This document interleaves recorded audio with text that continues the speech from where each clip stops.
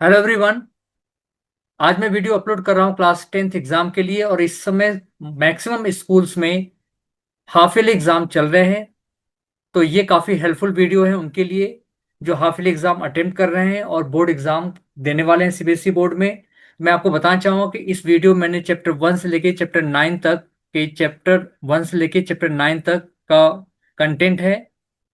और ये जो आपका वीडियो है ये टोटली बोर्ड एग्जाम से ही रिलेटेड है। पूरा पैटर्न भी वही है। तो आप लोगों से रिक्वेस्ट है कि इस वीडियो को आप लोग बहुत अच्छे से देखेंगे, कॉन्सेप्ट को अच्छे से समझेंगे, उस कॉन्सेप्ट के बिहाफ पे क्वेश्चन को सॉल्व करेंगे। और इससे रिलेटेड बहुत सारे क्वेश्चंस आपको मिल जाते हैं अदर बुक से, नेट से भी मिल जाएंगे। तो प्लीज आप लोग प्रैक्टिस बिल्कुल कीजिएगा। अगर प्रैक्टिस ज्यादा क्वेश्चन करेंगे तो आपका कॉन्सेप्ट और अच्छे से क्लियर हो पाएगा और हाफ ईयरली एग्जाम में आपके मार्क्स बहुत अच्छे मिल जाएंगे। और अगर से आप अभी से हैबिचुअल हो जाते हैं क्वेश्चन सॉल्व करने के लिए तो बोर्ड एग्जाम के लिए बहुत इजी हो जाएगा। उसमें आपको ज्यादा प्रेशर फील नहीं होगा।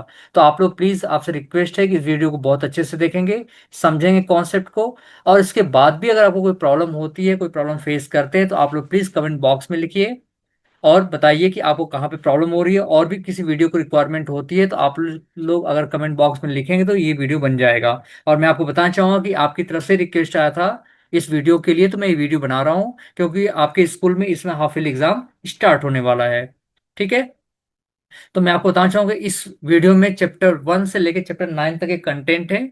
उसके जो बोर्ड एग्जाम के पेपर होते हैं उसकी पैटर्न पे ही मैंने क्वेश्चन पेपर को बनाया हुआ है। तो आप लोग इसको अच्छे से देखेंगे और देखने के बाद अपने फ्रेंड्स को जरूर शेयर कीजिए इसका लिंक, ताकि उनको भी इसका बेनिफिट मिल पाए। और कमेंट बॉक्स में लिखिए कैसा वीडियो आपको लगा ये, लाइक कीजिए।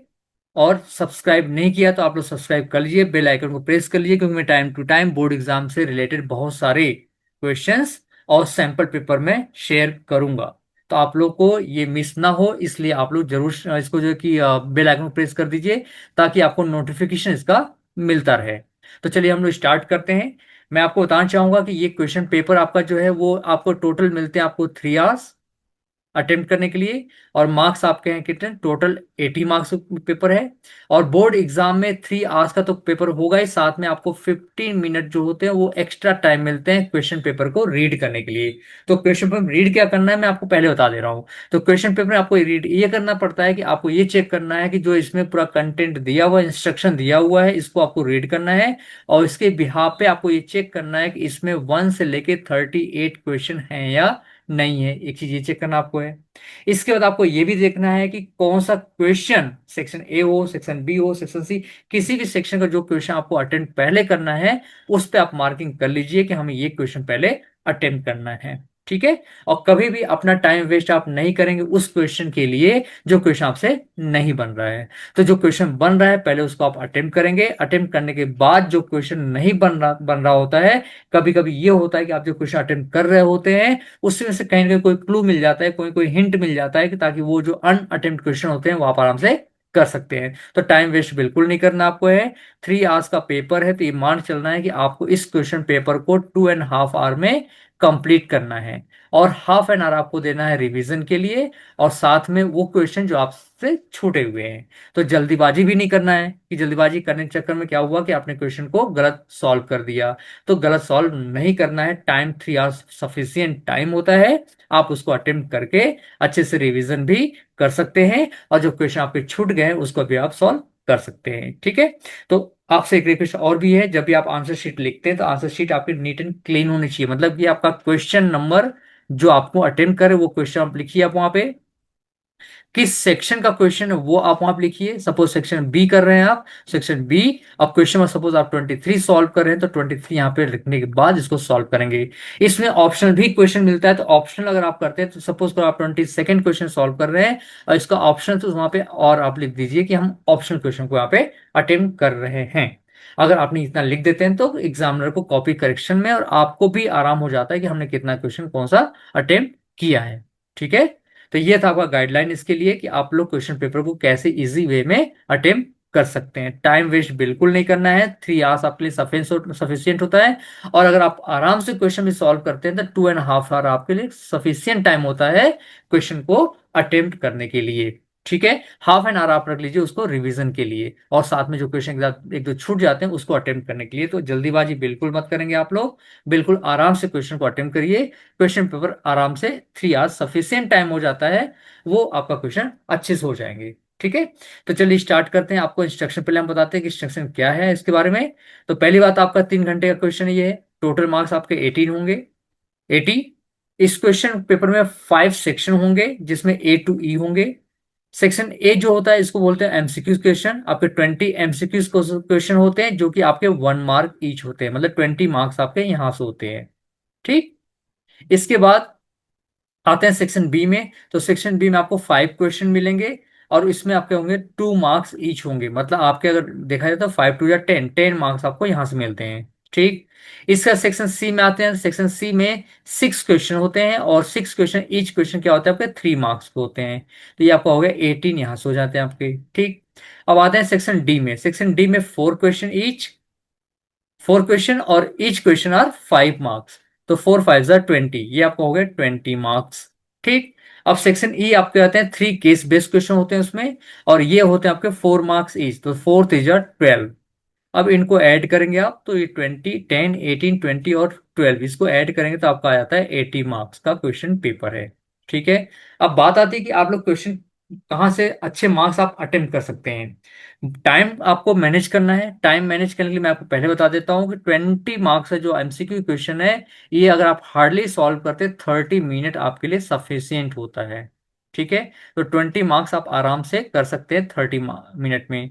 अब ये 10 मार्क्स से जो आपके सेक्शन बी क्वेश्चन है, 2 मार्क्स के ईच होते हैं, 10 मार्क्स 5 क्वेश्चन। इसको अटेम्प्ट करने के लिए अप्रोक्सीमेट एक क्वेश्चन का 2 मिनट भी देते हैं तो 10 मिनट, ये 10 मिनट आपका यहां से होता है। ठीक है, तो कितना आपका हो गया 40 मिनट, आपने सेक्शन बी तक कर लिया। अब आते हैं सेक्शन सी। सेक्शन सी है जिसमें आपके कितने क्वेश्चन है, 6 है। 6 क्वेश्चन आपके हैं, और 6 क्वेश्चन को अटेम्प्ट करने के लिए अगर आप चलो कहते हैं मैं कहता हूँ 5 मिनट ईच क्वेश्चन लेते हैं, तो 30 मिनट आपके यहाँ पे हो जाते हैं। तो 40 और 30 आपका हो गया 70 मिनट, आपने यहाँ तक सेक्शन सी कर लिया। ठीक है, अब आते हैं सेक्शन डी में। सेक्शन डी में कितने क्वेश्चन आपके पास हैं, 5 क्वेश्चन है। 5 क्वेश्चन कितने आपके, नहीं 5 क्वेश्चन नहीं, 4 क्वेश्चन है। 4 क्वेश्चन है, 5 मार्क्स ईच है, मतलब 24 मार्क्स का क्वेश्चन हार्डली सॉल्व करते हैं। चलो एक क्वेश्चन के लिए मैं देता हूं आपका कितना, 10 मिनट ले लेते हैं, तो 10 4 जा 40 आपका यहाँ से हो जाता है। देखिए 40 आपने यहाँ पे ऐड कर लिया, तो 110। ठीक, अभी 2 घंटे आपके कंप्लीट नहीं हुए हैं। अब आते हैं सेक्शन ई। सेक्शन ई में कितने केस बेस है आपके, 3 केस बेस हैं। एक केस बेस को अगर आप 5 मिनट भी देते हैं सफिशियंट टाइम है। ठीक है, चलिए मैं आपको हार्डली 10 मिनट लेते हैं, तो 10 या 30 कितना हो गया, 10 या 30, तो ये आपका हो जाएगा 1 and 140 मिनट, ये मिनट आपका है। तो बात करते हैं तो ये आपका 1 2 hours and 20 minute sufficient time, बहुत आराम से आपने सॉल्व किया, तो 2 hour 20 मिनट में आपने क्वेश्चन पेपर को अटेम्प्ट कर लिया। अब कितना बचा आपके पास, 40 मिनट। 40 मिनट आपको सफिशियंट टाइम होता है रिवीजन के लिए, तो आप रिवीजन यहाँ से कर सकते हैं। तो ये आपको एक टाइमिंग फिक्स करना पड़ेगा कि इतने टाइम में हमें ये सेक्शन को अटेम्प्ट कर लेना है। ठीक है, तो इस चीज को बिल्कुल नहीं भूलेंगे आप लोग, इसके बिहार पे क्वेश्चन को अटेम्प्ट करेंगे तो क्वेश्चन पेपर आपका आराम से बिना टेंशन के, बिना हेडेक के सॉल्व कर सकते हैं। ठीक है, अब आते हैं हम लोग क्वेश्चन पे। तो क्वेश्चन देखते हैं कैसा है, और मैं आपको बताना चाहूंगी इस क्वेश्चन पेपर पे जो सैंपल पेपर मैंने बनाया हुआ है, इस सैंपल पर जितने भी क्वेश्चन है वो सारे बोर्ड एग्जाम में क्वेश्चन है, और इसी से रिलेटेड ही क्वेश्चन बोर्ड एग्जाम में पूछे जाते हैं। तो अगर आप लोग वीडियो को बहुत अच्छे से देखेंगे तो आपके हाफ ईयरली में तो मार्क्स अच्छे आएंगे आएंगे, साथ में ये आपको हेल्पफुल हो जाएगा बोर्ड एग्जाम के लिए। ठीक है, तो आप लोग प्रिपरेशन कीजिए, और याद रखना कि बोर्ड एग्जाम देने से कम आपको 10 सैंपल पेपर तो आपको सॉल्व करना ही करना पड़ेगा। ठीक है, और इस सैंपल पेपर मैं आपको प्रोवाइड कर सकता हूं इस YouTube चैनल पे। तो आप लोग चैनल को सब्सक्राइब कर लेंगे तो नोटिफिकेशन आपको टाइम टू टाइम मिलता रहेगा कि हमने कब आपका सैंपल पेपर यहाँ पे अपलोड किया है। अगर आपको कोई और वीडियो चाहिए होता है किसी टॉपिक से, किसी चैप्टर से रिलेटेड, तो आप कमेंट बॉक्स में लिखेंगे, तो मैं उस चैप्टर से रिलेटेड, उस टॉपिक से रिलेटेड भी वीडियो अपलोड कर दूंगा, ताकि आपको वो टॉपिक और वो चैप्टर आपको अच्छे से समझ में आ जाएगा। ऐसा नहीं कि आपके पूरे चैप्टर बहुत अच्छे से बनते होंगे, चलिए अच्छी बात है अच्छे से बनते होंगे, लेकिन कुछ चैप्टर होंगे जो या कुछ टॉपिक होंगे जो आपको नहीं बनते होंगे। अगर कमेंट बॉक्स में आप लिख देंगे तो वो उस पर्टिकुलर चैप्टर पे, उस पर्टिकुलर टॉपिक पे वीडियो अपलोड कर दूंगा। मैं पूरी पूरी कोशिश करूंगा कि आपको वीडियो और आपको चैप्टर बहुत अच्छे से समझ में आए। ठीक, तो चलिए स्टार्ट करते हैं हम लोग अब सेक्शन वन। सेक्शन वन का पहला क्वेश्चन हम लोग यहां से देखते हैं कि पहला क्वेश्चन क्या है आपका। तो पहला क्वेश्चन यहां से देखिए आप, पहला क्वेश्चन आपका यहाँ पे सेक्शन ए। सेक्शन ए आप देखिए यहां से, फर्स्ट क्वेश्चन। इसमें कितने 20 क्वेश्चन है, 1 मार्क्स ईच। देखिए ये क्वेश्चन आपको मैं बता दूं कि आपको ये बोर्ड एग्जाम में क्वेश्चन पूछा हुआ है। ठीक, अब क्वेश्चन क्या आप देखिए, if the sum of the zeros of the quadratic polynomial. Question paper में क्वेश्चन बहुत अच्छे से पढ़ेंगे आप लोग, क्वेश्चन को पेपर को अगर अच्छे से पढ़ लिया तो क्वेश्चन आराम से आप अटेम्प्ट कर जाएंगे। क्वेश्चन को अच्छे से रीड कीजिए और समझिए क्या लिखा है। इफ द सम ऑफ, मैं आपको बताना चाहूंगा कि इस क्वेश्चन पेपर को अगर सॉल्व करना अपने खुद से तो आप लोग क्या कीजिए कि स्क्रीन शॉट ले लिया करिए, जैसे मैंने शेयर किया। अब आप स्क्रीन शॉट ले लीजिए और खुद से सॉल्व कीजिए, खुद से सॉल्व करके फिर चेक कीजिए आपने कहाँ पे गलती किया है। तो चलिए स्टार्ट करें। If the sum of the zero of the quadratic polynomial के x square plus 2x plus 3k is equal to their product. मतलब इनका सम, सम क्या है, देखिए सम क्या बोल रहा है, समझिए जीरोस, जीरोस ऑफ सम, सम क्या है आपका, इज इक्वल टू किसके, इनके प्रोडक्ट के बराबर है। प्रोडक्ट के बराबर है। और आपको पता है सम को हम लोग रिप्रेजेंट करते हैं माइनस बी अपॉन ए से। ठीक, और प्रोडक्ट को रिप्रेजेंट करते हैं सी अपॉन ए से। देखिए बहुत सिंपल है, सी और ए तो आपका कैंसिल हो गया। ठीक, क्या बचा आपका, minus B is equal to C. अब बी की वैल्यू पुट करिए यहां से, यहां से बी कितना आपका है, माइनस बी तो -2, और सी आपका है 3k। अब के निकालना है, फाइंड करना है, तो 3 को उधर ट्रांसफर करिए तो -2/3। देखिए कितना सिंपली हो गया ना। तो क्वेश्चन पेपर को रीड कितना टाइम है, सेकेंड तो टाइम लगा होगा आपको सॉल्व करने में, क्वेश्चन को हार्डली 10 सेकेंड सफिशियंट टाइम है। तो कितना आपका -2/3 आपका यहाँ पे डी ऑप्शन देखा जाए तो ये करेक्ट आपका है। ठीक, ये था आपका क्वेश्चन नंबर फर्स्ट।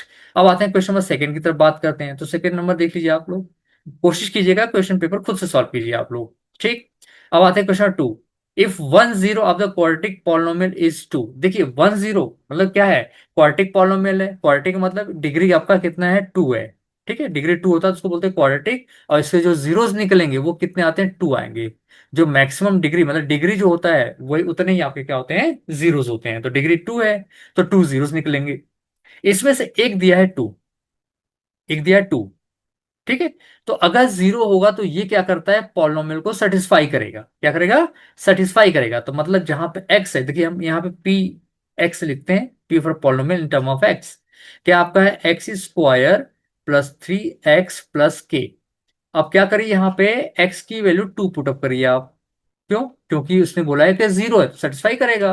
तो x को रिप्लेस कीजिए 2 से, 2 square into 3 plus 3 into +3 into 2 plus k, और इज इक्वल टू 0 करेंगे कि उसने बोला जीरो ऑलरेडी है। तो ये हो जाएगा 4 + 6 + k इज इक्वल टू 0। 4 + 6 10, तो के हो जाएगा आपका -10। देखिए आगे ना सर सेकेंड लगा होगा ऐसे में, 10 सेकेंड, 15 सेकेंड, 20 सेकेंड सफिशियंट है। तो ये आपका हो गया डी, -10 इज करेक्ट। ठीक, अब आते हैं क्वेश्चन नंबर थर्ड की तरफ बढ़ते हैं। क्वेश्चन नंबर थर्ड क्या है, देखिए आप लोग वीडियो को अच्छे से देखिए, समझिए कॉन्सेप्ट समझिए, कॉन्सेप्ट समझेंगे तो क्वेश्चन आपका आराम से हो जाएगा। ठीक है, अब यहाँ पे दिया है कि if the digit number which becomes 5.6 itself when it digit are reversed. देखिए बहुत सिंपल क्वेश्चन है। तो ये कह रहा है कि 2 डिजिट कोई नंबर है, 2 डिजिट का कोई नंबर है, वो बिकम हो जाता है कितना, 5.6 हो जाता है। 5.6 मतलब 6 हो जाता है कब, जब उसको रिवर्स कर देते हैं। ठीक है, the difference in this digit of number is being 1, then the 2 digit number is what. आपको 2 नंबर का पूछा गया, देखिए आप ऑप्शन से कर सकते हैं शायद। ठीक है, तो यहाँ पे दिया हुआ है कि डिफरेंस इनका 1 का है, तो यहाँ पे वही 36 का डिफरेंस 1 का तो है नहीं, सिंपल है। ठीक है, the difference in this digit of the number is 1। तो ये तो पहले कैंसिल हो गया। अब आपके पास ये ऑप्शन और ये ऑप्शन है, दो ऑप्शन है 2 डिजिट नंबर। अब कह रहा है कि इसको रिवर्स कर दीजिए, जैसे 44 को हमने रिवर्स कर दिया, रिवर्स मतलब डिजिट को एक्सचेंज कर लीजिए आप, तो ये जाएगा 54। 54 है, तो क्या ये जो नंबर है, ठीक है, ये इस नंबर का, इस नंबर का अगर हम 5 6 फाइंड करते हैं, मतलब 5.6 × 54 कर देखिए कितना आता है, 6 1 जा 6 9 जा 9 5 जा 48 बराबर आ गया ना। ठीक है, तो ये जो नंबर है इस ये जो है रिवर्स करेंगे तो इसके फिफ्थ सिक्स का इक्वल है। तो आपका ऑप्शन यहाँ पे 44 जो हुआ आपका सही हो गया। 45 या 54, 54 आपका सही हो गया। ठीक है, ऑप्शन बी आपका करेक्ट हुआ। ठीक है, ज्यादा टाइम आपको नहीं देना भाई, एमसीक्यूज है, आप डायरेक्ट पुट करके सॉल्व करो, इतना टाइम थोड़ा ना कि हम सॉल्व करेंगे एक एक करके, एक word let this and this and this and this, ऐसा कुछ नहीं करना है। आप डायरेक्ट वहां से आप सॉल्व कर सकते हैं, क्योंकि इस पे आपको मार्किंग, आपको क्या होता है, स्टेप मार्किंग नहीं है इस पे, आपको ऑप्शन मार्किंग है, कौन सा ऑप्शन आपका करेक्ट है। ठीक, ये था आपका क्वेश्चन नंबर 3। अब आते हैं क्वेश्चन नंबर 4 की बात करते हैं। क्वेश्चन 4 ये क्या है, for what value of the, for which value of P will the line represented by the following pair of linear equations parallel. अब बताइए पैरेलल कंडीशन क्या होता है। तो मैं आपको यहाँ पे तीनों कंडीशन बताऊंगा। तो एक होता है आपका A1/A2 not equal to B1/B2, इसको हम बोलते हैं यूनिक सोल्यूशन। क्या बोलते हैं, यूनिक सोल्यूशन। या फिर इसको बोलते हैं हम लोग इंटरसेक्टिंग लाइन। क्या बोलते हैं, इंटरसेक्टिंग लाइन। ये दोनों लाइन क्या करती है, एक दूसरे को इंटरसेक्ट, लाइक एग्जांपल ऐसे है एक ऐसे है, इंटरसेक्ट एक पॉइंट पे करेंगी। ठीक है, सेकेंड कंडीशन आपका होता है कि दोनों पैरेलल होती हैं। पैरेलल कब होंगी, जब A1/A2 is equal to B1/B2 होता है, but not equal to C1/C2। तो इसको बोलते हैं हम लोग नो सोल्यूशन। क्या बोलते हैं, नो सोल्यूशन। कोई सोल्यूशन निकलता ही नहीं है, तो इसको केस में होता है आपका ये पैरेलल लाइन होती है। ये लाइन क्या होती है, पैरेलल। ठीक है, थर्ड कंडीशन आपका होता है कि जब तीनों रेशियो सेम है, याद रखना रेशियो होते हैं वो वैल्यू नहीं होती है, रेशियो।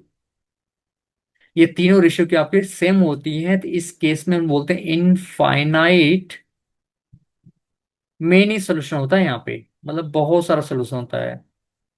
ठीक है, इसको हम बोलते हैं को इंसिडेंट लाइन। क्या बोलते हैं, को इंसिडेंट लाइन। मतलब एक इसका ग्राफ पेपर प्लॉटिंग करोगे तो एक लाइन ऐसे बनेगा, उसके आगे के पीछे पीछे आगे पीछे दूसरी लाइन होगी, मतलब दोनों लाइन का पाथ जो होता है वो सेम होता है। ठीक, इसको बोलते हैं हम लोग इनफाइनाइट मेनी सोल्यूशन। अब यहाँ पे क्या दिया है, पेयर ऑफ इक्वेशन है, पैरेलल है, पैरेलल मतलब नो सोल्यूशन है, ये वाला कंडीशन इसको फुलफिल करना है, यही आपका कंडीशन है। ठीक है, तो इसके बिहाफ पे ये क्वेश्चन सॉल्व हो जाएगा। तो चलिए देखते हैं यहाँ पे A1 कौन है।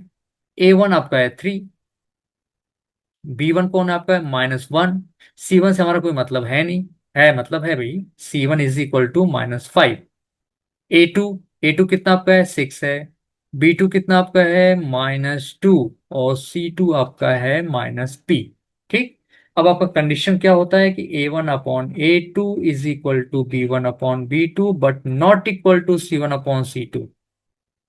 ठीक, अब यहाँ वैल्यू पुट कर लीजिए आप। A1 की वैल्यू आपका है 3/6, B1 आपका -1/-2, C1 not equal to -5/-P। देखिए माइनस कैंसिल हुआ सारे, 3 1 जा 3 2 जा 6, ये 1/2 is equal to 1/2 is not equal to 5/P। इस क्रॉस मल्टीप्लाई कर लीजिए आप यहाँ पे, तो P नॉट इक्वल टू 10, मतलब P के लिए 10 नहीं होना चाहिए, तो 10 नहीं होना चाहिए, ऑल रियल नंबर एक्सेप्ट 10। ये आपका ए ऑप्शन करेक्ट है। ठीक है, ऐसे क्वेश्चन सॉल्व करते हैं हम लोग। तो अगर आपको यूनिक देता है तो यूनिक का कंडीशन लगाएंगे, इनफाइनाइट मेनी सोल्यूशन देगा तो इनफाइनाइट मेनी सोल्यूशन कंडीशन लगाएंगे, और यहाँ नो सोल्यूशन कंडीशन था तो यहाँ पे आपने नो सोल्यूशन का कंडीशन लगा दिया, तो आपका क्वेश्चन सॉल्व हो गया। ठीक है, ये था आपका क्वेश्चन नंबर 4। नेक्स्ट क्वेश्चन आपका है क्वेश्चन नंबर 5। देखिए क्वेश्चन क्या कह रहा है, इसमें बोला गया कि each root of the x² - bx+c is equal to 0 is decrease by 2। इसके जो भी रूट्स थे उसमें क्या किया, 2 का डिक्रीमेंट किया गया है। The resulting equation is this one, मतलब कि 2 को डिक्रीमेंट करने के बाद एक नया इक्वेशन जनरेट होता है जो कि आपका है x² - 2x+1 is equal to 0। तो आपसे पूछा गया है कि बी और सी की वैल्यू क्या होगी। तो देखिए पहले तो हम इसको सॉल्व कर लेते हैं, किसको, x² - 2x+1 is equal to 0 को। जब इसको सॉल्व करेंगे हम, x² - 2x+1 is equal to 0, तो ये आपका आता है x-1 का whole square is equal to 0। तो यहां से आपका आ जाएगा x-1 इज इक्वल टू 0, और x हो गया आपका 1। ये आपका है 2 डिक्रीमेंट होने के बाद।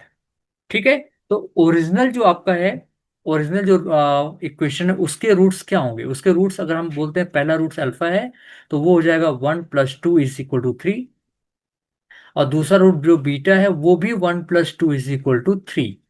ये आपका हो गया ओरिजिनल जो आपके इक्वेशन थे उसके रूट्स हैं। ठीक, अब आपको पता है कि आपको किसी वैल्यू फाइंड करना है, बी की वैल्यू फाइंड करना है, ठीक है।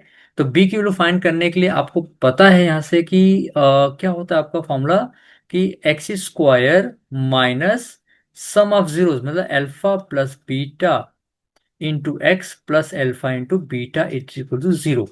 ठीक, अब यहां से कंपेयर करेंगे तो ये क्या आपका बी है, कौन है, अल्फा प्लस बीटा, क्या है, बी है। तो अल्फा प्लस बीटा मतलब पहला बी 3 है, दूसरा जीरो भी 3 है, तो ये हो गया बी। तो मतलब बी हो गया आपका 6, ये 6 है आपका, ठीक। और ए बी की बात करते हैं, alpha into beta, alpha into beta का मतलब क्या है आपका, यहाँ से सी की वैल्यू है ना। तो ये आपका हो गया सी की वैल्यू, और अल्फा इंटू बीटा, पहला अल्फा, अल्फा 3 है और बीटा भी आपका 3 है, तो ये हो गया सी। तो सी की वैल्यू हो गया आपका 9। तो यहाँ से आपका आता है बी इज इक्वल टू 6 और सी इज इक्वल टू 9। तो बी इज इक्वल 6 और सी इज इक्वल 9, आपका ए ऑप्शन करेक्ट है। तो इस क्वेश्चन को देखिए घबराना बिल्कुल भी नहीं है, क्वेश्चन में जैसा कहता है वैसा करते जाएंगे तो क्वेश्चन आराम से हो जाएंगे, ठीक है। अब आते हैं क्वेश्चन नंबर 6 की बात करते हैं। तो क्वेश्चन नंबर 6 ये देख लीजिए आप यहाँ से। क्वेश्चन 6 कहता है आपसे कि ये आपका इक्वेशन है, एक्स प्लस वन का whole square minus x square is equal to has 4 real roots, 2 real roots, no real roots, 1 real roots. तो पहले इसको सिंप्लीफाई करिए, पहले देखिए क्या आता है। तो ये है एक्स स्क्वायर प्लस वन का होल स्क्वायर, तो इसकी आइडेंटिटी लगेगी आपकी a plus b whole square, और minus x square is equal to zero.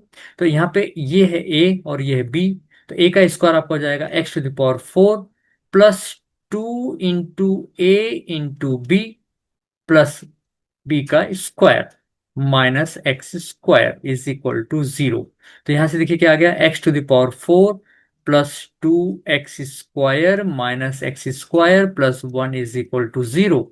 तो x to the power 4 plus x square plus 1 is equal to zero, ये आपका बन गया नया इक्वेशन, ठीक है। सॉल्व करने के बाद अब आपको पता करना है इसमें डिग्री कितना है। तो डिग्री जो होता है मैक्सिमम एक्सपोनेंट को बोलते हैं हम लोग, डिग्री 4 है। तो इसमें जो जीरोस होंगे, जो डिग्री होती है, मतलब जितने मैक्सिमम एक्सपोनेंट होते हैं उतने जीरोस होते हैं। तो यहाँ पे आपका 4 है मैक्सिमम एक्सपोनेंट, तो 4 जीरोस होंगे, तो ऑप्शन ए आपका correct, 4 real roots, is it.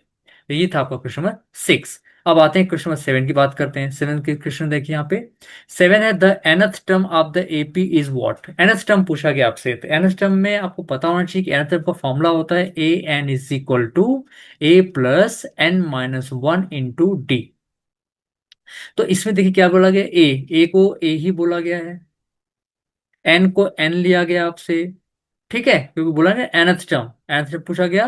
D, D कैसे निकलता है हम लोग, ये ए2 है और ये ए1, तो याद रखना ए2 माइनस ए वन हमेशा करेंगे, ए1 माइनस ए2 नहीं करेंगे। कभी कभी बच्चे कंफ्यूज होते हैं कि भाई जैसे एग्जांपल है कि एक आपका है 5 3 और ये 1 हो गया, तो यहां से जब डी निकालोगे तो इसमें से 3 से आप 5 को माइनस करोगे, मतलब 3 माइनस 5 करना है, जो कि -2 आएगा। ये कभी मत सोचना कि 5 माइनस 3 करेंगे क्योंकि 5 बड़ा है और 3 छोटा है, ऐसा कुछ नहीं होता है। Second term minus first term करेंगे तभी आपका आता है कॉमन डिफरेंस। तो 3a माइनस ए करेंगे आप, तो आपका आ जाएगा ये 2a। ये हो गया आपका कॉमन डिफरेंस, कितना हुआ आपका 2a कॉमन डिफरेंस। यहाँ ले आके पुट कर दीजिए आप 2a, तो यहां से आपका हो जाता है A plus 2an minus 2a, bracket split किया, ब्रैकेट स्प्लिट करोगे तो 2a का मल्टीप्लाई n में भी होगा और 2a का मल्टीप्लाई -1 में भी होगा, तो -2a हो गया आपका। तो 2an तो आपको ऐसे कॉपी हो जाएगा क्योंकि कहीं पे n तो नहीं है, तो a माइनस टू आपका हो जाएगा -a, ठीक। अब यहाँ से शायद ए कॉमन आपका हो सकता है, तो ये आपका हो जाएगा 2n-1 into A.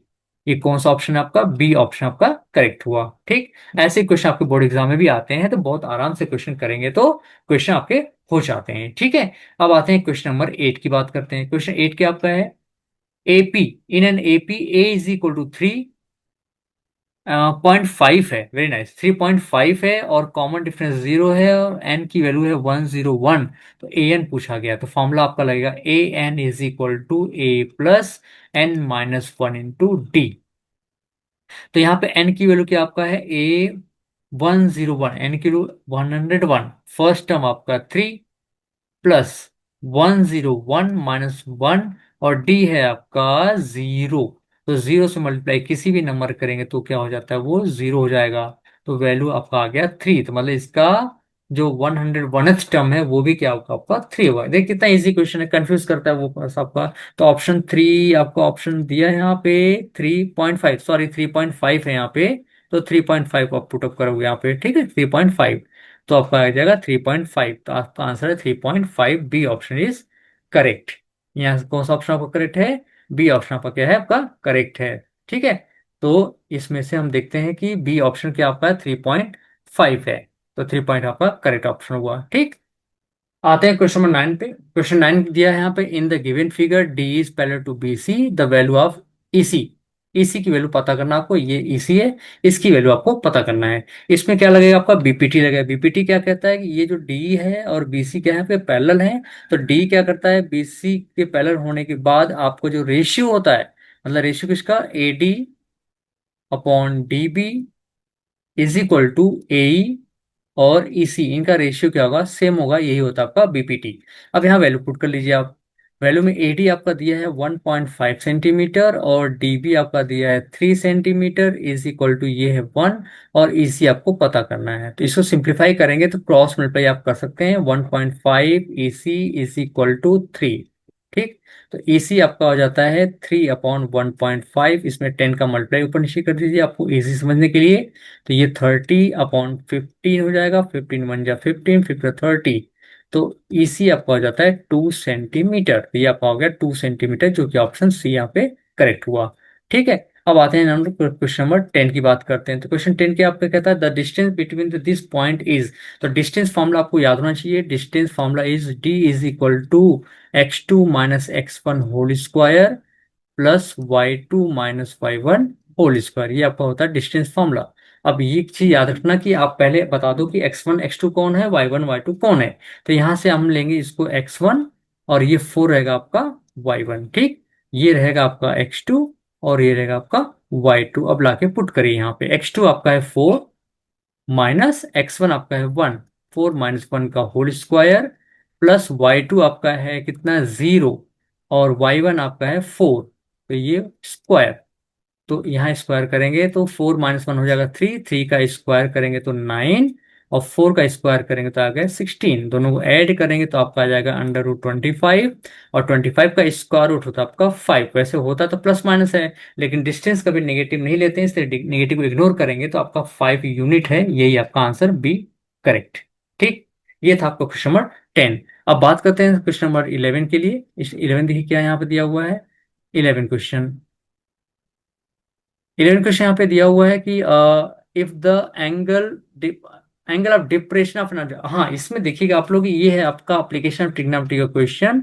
Application of trigonometry question जब भी आप सॉल्व करेंगे तो फिगर बहुत अच्छे से बनाएंगे, क्योंकि फिगर पे मार्किंग होती है। चूंकि ये आपका एमसीक्यू क्वेश्चन है जिसमें फिगर पे मार्किंग तो नहीं होती है, बट आपके जो long 2 marker question, 4 marker question, 3 marker question या 5 मार्कर क्वेश्चन होंगे, उसमें फिगर आप सही से बनाएंगे तो उस फिगर पे मार्किंग होती है, और फिगर सही से बनेगा तभी क्वेश्चन सॉल्व हो पाएगा, अदरवाइज आपका टोटल रॉन्ग हो जाएगा। ठीक, आते हैं फिगर देखते हैं। If the angle of depression of an object from 75 height tower is 30 degree. तो पहली बात है कि टावर आपको यहाँ पे कंस्ट्रक्ट करना पड़ेगा। टावर का हाइट आपको यहाँ से दिया है, आपका कितना है 75 मीटर। चलिए ये टावर है, ठीक है, ये आपका है 75 मीटर। यहाँ से ग्राउंड में कोई पॉइंट होगा, यहाँ से एंगल ऑफ डिप्रेशन बोला गया। यहाँ से तो एंगल ऑफ डिप्रेशन के लिए पहले यहाँ से एक हॉरिजॉन्टल लाइन ड्रॉ करेंगे आप। याद रखना, हॉरिजॉन्टल लाइन आपको ड्रॉ करना है। इसके ड्रॉ करने के बाद इससे बोला 30 डिग्री, तो यहाँ पॉइंट से 30 डिग्री बनेगा, ये नीचे इस पॉइंट पे। ठीक है, इसका नेमिंग कर सकते हैं आप यहाँ से। तो नेमिंग देखिए यहाँ पे, ये आपका है ए। ठीक है, ए के बाद आप लेंगे यहाँ से ए, इसका नेमिंग कर लीजिए आप, ABCD जो भी है आपका है। यहाँ से नेमिंग करेंगे आप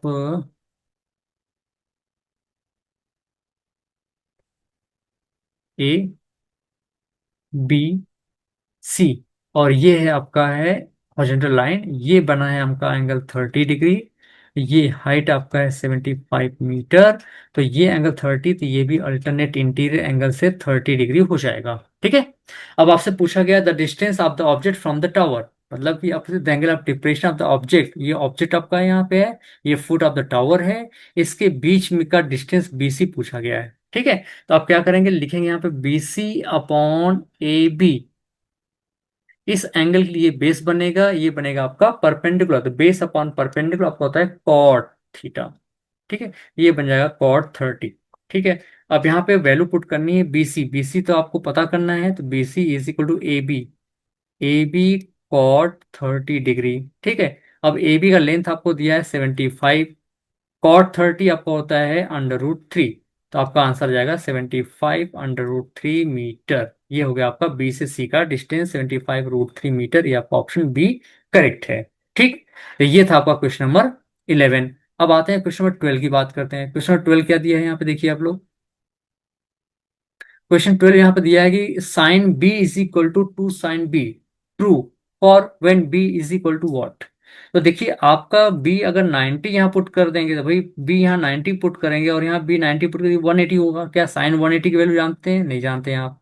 60 पुट करेंगे तो 60 यहाँ लाएंगे, तो 2 × 60 करेंगे तो 120, 120 भी आपको पता नहीं है। 30 की बात करते हैं, अब 30 पुट करके देखते हैं यहाँ पे। तो ये देखिए 2 sin 2 × 30 क्या हो जाएगा, sin 2 × 30 कितना हो जाएगा आपका, sin 60। और sin 60 की वैल्यू होती है √3/2। ठीक, और यहाँ पे जब पुट करेंगे 2 sin कितना 30 डिग्री, और sin 30 आपका होता है 1/2, तो 1/2 और ये इक्वल कैंसिल हुआ तो 1 हो गया, ये दोनों इक्वल तो है नहीं। अब बात करते हैं जीरो के लिए, जीरो पुट कर लीजिए आप यार। sin 2 × 0 डिग्री कितना आ जाएगा, sin 0, और sin 0 की वैल्यू होता है 0। और यहाँ पे 2 sin B है, तो 2 sin 0, sin 0 0, तो 2 × 0 इज 0, इन दोनों की सही हो गया, तो आपका यहाँ पे डी ऑप्शन करेक्ट हो गया। ठीक है, अब आते हैं यहाँ पे देखते हैं क्वेश्चन नंबर 13। क्वेश्चन 13 क्या आपका यहाँ पे है, 13 shadow of a tower is equal to the height of at 10:45 AM। The sun altitude is what. Sun का एल्टीट्यूड पूछा गया है आपसे, तो यहाँ से फिर से फिगर बना सकते हैं आप। देखिए ये है आपका परपेंडिकुलर, ये है आपका शेडो, और ये आपका एंगल बन गया यहाँ से। अब आपसे पूछा कि ये एंगल कितना होगा। ठीक, तो इसमें दिया है कि the shadow of the tower is equal to height, मतलब अगर आपका ए बी है और ये सी है, तो ए बी और ए सी का लेंथ क्या आपका सेम है, तो सिंपल है। अगर ए बी और ए सी सेम है तो ये 45 है, सॉरी ये 90 डिग्री होगा, 90 डिग्री, तो ये 45 हो जाएगा, और ये दोनों क्या हो जाएगा 45। तो आंसर 45 डिग्री इज करेक्ट। ठीक, ये हो गया आपका 13। अब आते हैं हम लोग क्वेश्चन नंबर 14 की बात करते हैं। 14 क्या दिया है यहाँ पे देखिए, क्वेश्चन 14 आपको दिया है कि in the given figure the value of angle C, आपको एंगल सी की वैल्यू पूछा गया है। ये अच्छा क्वेश्चन है, इसको आप अच्छे से कर भी सकते हैं, बहुत इजी क्वेश्चन है। चलिए, अब इसमें दिया है कि ये देखिए ये परपेंडिकुलर है 90 डिग्री, तो बीसी परपेंडिकुलर हुआ, एसी हाइपोटेनस है, और एबी के आपका बेस हो सकता है। लेकिन सी के लिए बात करेंगे, याद रखना कभी भी हम लोग साइड किसके ऊपर, बेस और परपेंडिकुलर हम लोग डिफाइन करेंगे किसके ऊपर, एंगल के ऊपर। तो याद रखना कि एंगल सी यहाँ बना हुआ है, तो ये हो जाएगा बेस, और ये तो आपको श्योर है, और ये बन जाएगा परपेंडिकुलर। मतलब कि एंगल हमेशा जो बनेगा ये हाइपोटेनस और बेस के बीच में बनेगा। तो हाइपोटेनस और लॉन्गेस्ट साइड हो गई 90 ठीक सामने, ये हाइपोटेन्स हुआ। अब लड़ाई किस में है, परपेंडिकुलर और बेस में। तो बेस और हाइपोटेन्स के बीच में एंगल बनेगा, तो ये आपका बन जाएगा बीसी हाइपोटेनस, और ए बी बन जाएगा आपका परपेंडिकुलर। तो पूछा गया एंगल सी की वैल्यू बताइए क्या होगा। तो एंगल सी की वैल्यू कैसे फाइंड करेंगे, देखिए ये 14 है, ये क्या है 14, ये 7 है। तो अगर हम बोलते हैं बी सी अपॉन ए सी, BC आपका 7 है और ये है 14, तो ये आ गया आपका 1/2। ठीक है, और BC है क्या चीज, BC आपका है बेस, क्या है बेस। और 14 की बात करते हैं तो ये है आपका हाइपोटेनस है। तो बेस अपॉन हाइपोटेनस क्या होता है आपका, है कॉस होता है। कॉस सी की बात करेंगे यहाँ पे, तो ये हो गया 1/2 इज इक्वल टू कॉस सी। अब देखना है कि कॉस के रिस्पेक्ट में कितने की वैल्यू 1/2 होती है, तो कॉस सी जो है कॉस 60 डिग्री की वैल्यू होती है, जो कि 1/2 होती है। तो यहाँ से सी आपका हो जाता है 60 डिग्री। ठीक है, अब ट्रिग्नोमेट्री रेशियो याद करने का तरीका भी मैं बता देता हूँ आपको कैसे याद करते हैं। ये है PBP HHB, इसका शॉर्ट फॉर्म याद करने का ट्रिक बना हुआ है, पंडित बद्री प्रसाद हर हर बोल। ये आपका हो गया साइन के लिए, ये हो गया आपका कॉस के लिए, मतलब साइन हो गया पी अपॉन एच, कॉस हो गया बी अपॉन एच, और पी अपॉन बी हो जाएगा टेन के लिए। इसका कन्वर्स करेंगे तो बी अपॉन पी, इनवर्स करेंगे तो बी अपॉन पी हो जाएगा cot, inverse H upon B आपका हो जाएगा सेक, और एच अपॉन पी हो जाता है कोसेक। यहीं से 6 आइडेंटिटी और आपकी बन जाएंगी। Sine is equal to 1 upon cosec, cos is equal to 1 upon sec, tan is equal to 1 upon cot, cot is equal to 1 upon tan, sec is equal to 1 upon cos, और cosec is equal to 1 upon sine. ये आपके trigonometry ratio बन जाएगी P B P H H B से। तो ये आपका trick है इसको याद करने का कि पंडित बद्री प्रसाद हर हर बोल। ठीक है, और भी बहुत सारे ट्रिक है, आप लोग खुद बना सकते हैं। ठीक। नेक्स्ट क्वेश्चन आपका है क्वेश्चन नंबर 15। इसमें आपको फिगर ऑलरेडी गिवन है। अब आपको फाइंड करना है इसमें क्या कि A E, find the value of length of A E. अब देख सकते हैं यहाँ पे आपको ट्रायंगल एई जो है वो किस ट्रायंगल में साइड, ये आपका ट्रायंगल एईडी में है। ठीक। यहाँ पे आप देखते हैं ट्रायंगल एईडी, एईडी में आपको एई आपको फाइंड करना है। अब बात यह है कि अगर आपको किसी भी राइट एंगल ट्रायंगल में साइड अगर पता करना है तो कोई एक एंगल पता होना चाहिए और एक कोई साइड पता होना चाहिए। तो साइड की बात करते हैं तो एडी आपका है 45, यहाँ पे दिया हुआ है, ये 45 है तो ये भी 45 सेंटीमीटर ही होगा। ठीक है। अब ये 30 डिग्री है तो आपका ऑटोमेटिक ये भी आपका 30 डिग्री होगा। क्यों? अल्टरनेट इंटीरियर एंगल के थ्रू ये आपका हो जाएगा 30 डिग्री। तो अब बात करते हैं राइट एंगल ट्रायंगल के लिए, तो ये 30 डिग्री बनेगा तो इसको हम लोग बोलेंगे बेस। याद रखना जिस साइड पे एंगल बनता है उसको हम लोग क्या बोलते हैं, बेस। ये बेस हुआ, और ये आपका हाइपोटेनस है, और ये आपका हो गया परपेंडिकुलर। तो आपको फाइंड क्या करना है, कौन सा साइड, आपको हाइपोटेनस पता करना है। तो एच अपॉन बी, ये आपका बेस है बी। ठीक है। तो आपको पता होना चाहिए, मैंने बताया था कि पी बी पी और एच एच बी यही होता है आपका। तो यहां सकते हैं एच अपॉन बी, एच क्या है आपका है, ये एच अपॉन बी क्या होता है आपका, सेक होता है। ठीक। एच अपॉन बी क्या होता है आपका, सेक। तो ये इस एंगल के लिए ये बेस बनेगा, और ये क्या बनेगा आपका हाइपोटेनस। याद रखना जिस साइड पे एंगल बनता है उसको हम लोग क्या बोलते हैं, बेस। तो हाइपोटेनस अपॉन बेस आपका होता है क्या, सेक थीटा। तो ये आपका हो जाएगा सेक 30। ठीक। अब एच आपको पता करना जो कि ए ही है, बी को इधर ट्रांसफर करेंगे तो बी हो जाएगा आपका सेक 30। अब बी कितना आपका है, बी आपका है बेस, पता नहीं है लेकिन परपेंडिकुलर पता है यहाँ पे।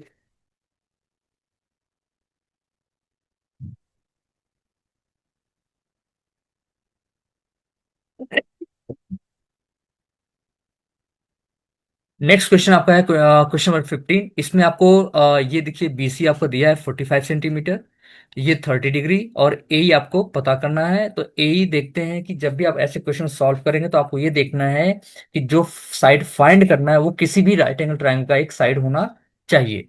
तो यहाँ पे देखते हैं ए क्या है, किस ट्रायंगल का है, एडीई। तो इन ट्रायंगल एडीई की बात करते हैं तो एडी में आपको ए फाइंड करना है, और इसमें एक साइड आपको पता होना चाहिए जो कि आपका 45 ये गिवन है, ये 45 है, ये 45 तो ये भी आपका 45 सेंटीमीटर ही होगा। ठीक है। अब आपको ये पता होना चाहिए कि एंगल जिस साइड बनता है उसको हम क्या बोलते हैं, बेस। तो हम बात करते हैं ट्रायंगल एडी में, अगर ये 30 है तो ये भी आपका 30 डिग्री होगा, क्योंकि आपका होता है alternate interior angles are equal. इस केस में ये बन जाएगा बेस, ये बन जाएगा परपेंडिकुलर, और ये बनेगा आपका हाइपोटेनस। तो आपको फाइंड क्या करना है, आपको हाइपोटेनस फाइंड करना है, और ये परपेंडिकुलर गिवन है। अब देखते हैं ये क्या होता है आपका, P B P H H B, H H B. तो देखते हैं एच अपॉन पी क्या है, एच अपॉन पी ये आपका है कोसेक। तो यहां से हो जाएगा आपका कोसेक 30 डिग्री। अब कोसेक 30 डिग्री की वैल्यू क्या होगी, 2 होती है, क्योंकि साइन 30 की 1/2 होती है, तो कोसेक 30 उसका रेसिप्रोकल होता है, तो वो आपका हो जाएगा 2। अब देखते हैं एच, एच आपको तो फाइंड करना है। ठीक। अब एच का जो वैल्यू है जो कि आपका ए ही है, पी को ट्रांसफर करेंगे यहाँ तो एच पी इंटू 2, और पी कितना आपका है, एडी इंटू 2, और एडी आपका कितना 45 इंटू 2, ये हो जाएगा आपका 90 सेंटीमीटर। तो ये आपका ऑप्शन ए इज करेक्ट। ठीक। ये था आपका क्वेश्चन नंबर 15। अब आते हैं क्वेश्चन नंबर 16 पे। तो 16 देखते हैं, यहाँ पे 16 दिया कि the centroid of a triangle. पहली बात तो सेंट्रॉइड ऑफ ट्रायंगल होता है कि उसको देख लीजिए आप।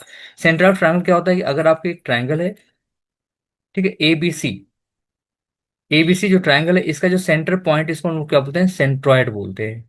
सेंटर पॉइंट क्या होता है, सेंट्रॉइड। जैसे आपका ओ है, ओ से ए का डिस्टेंस, ओ से बी का और ओ से सी का क्या होता है आपका इक्वल होता है। और इस ओ का जो कोऑर्डिनेट, सेंट्रॉइड का सेंट्रॉइड जो होता है इसका कोऑर्डिनेट आपका होता है x1 plus x2 plus x3, upon two, और y1 + y2, y1 + y2 +y3 upon two.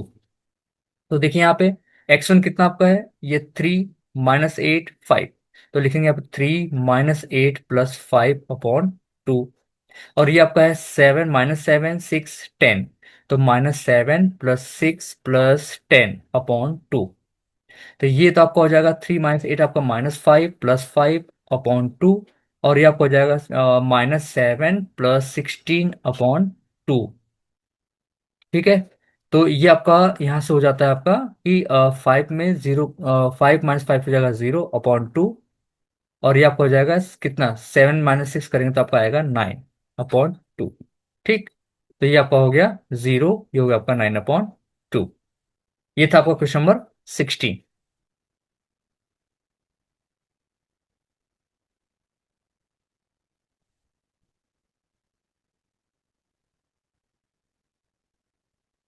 Next question आपका है 15। 15 देखते हैं, यहाँ पे दिया हुआ है कि एक ट्रायंगल, ये फिगर आपका गिवन है ABCD। इसमें आपका ये गिवन है कि ए का लेंथ आपको फाइंड करना है, जिसमें गिवन आपका ये 45 सेंटीमीटर इज गिवन है। अगर ये 45 होगा तो ये भी आपका 45 होगा। तो आपको ये याद रखना है कि जो साइड आपको पता करना है वो किसी राइट एंगल ट्रायंगल का एक साइड होना चाहिए। तो यहाँ पे देखते हैं ए किस राइट एंगल ट्रायंगल में आपका ADE में है। ADE में तो आपको ये AE आपको फाइंड करना है। तो आपको AD या D पता होना चाहिए। तो AD हमको पता है जो कि 45 है, यहाँ पे ये दोनों इक्वल होंगे तो 45 सेंटीमीटर हो जाएगा ये। ठीक। अब एक एंगल पता होना चाहिए, ये तो 90 डिग्री है, तो ये 30, तो ये भी आपको हो जाएगा 30 डिग्री। क्यों 30 होगा, क्योंकि ये आपको अल्टरनेट इंटीरियर एंगल है। तो इन ट्रायंगल एडी की बात करते हैं तो हमें जो साइड पता करना है वो ए पता करना है। और जो गिवन साइड है वो क्या आपका AD है। अब बात करते हैं इस एंगल के लिए, तो ये बन जाएगा आपका बेस। क्या बन जाएगा, बेस। और ये बन जाएगा परपेंडिकुलर, क्योंकि ये याद रखना कि जिस साइड पे एंगल बनता है उसको हम लोग क्या बोलते हैं, बेस बोलते हैं। तो ये आपका हो जाएगा बेस, बेस अपॉन क्या हो जाएगा, नहीं ये आपका हाइपोटेनस है। क्या आपका ये आपका हाइपोटेनस है। और ये आपका है परपेंडिकुलर। तो आपको ये पता होना चाहिए BPBP और HHB, ये मैंने आपको बताया हुआ था।